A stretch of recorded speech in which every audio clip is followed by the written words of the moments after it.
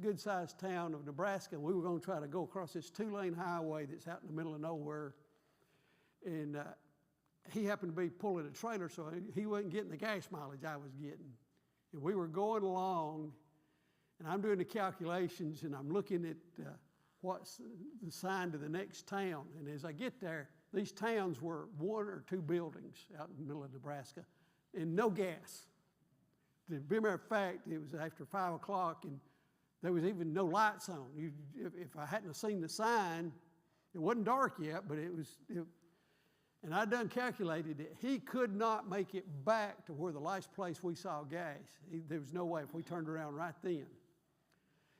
And I told him, I said, we're going to the next town, and if we don't get gas there, we'll turn both of us around and we'll start back. And wherever you run, I calculated that I could probably get back to that gas station. I said, I'll go get you gas and bring it back. Well, fortunately, the next town we pulled into did happen to have a gas station.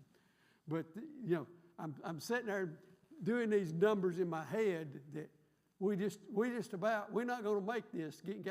And it's not like running out of gas around here. You know, if you run out of gas around here, we didn't see any vehicles out there. Number one, there just wasn't any other vehicles to amount to anything.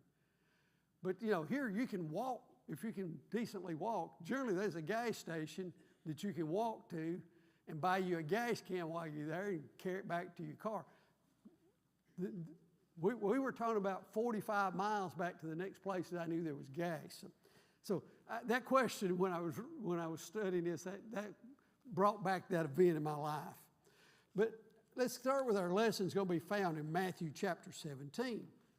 And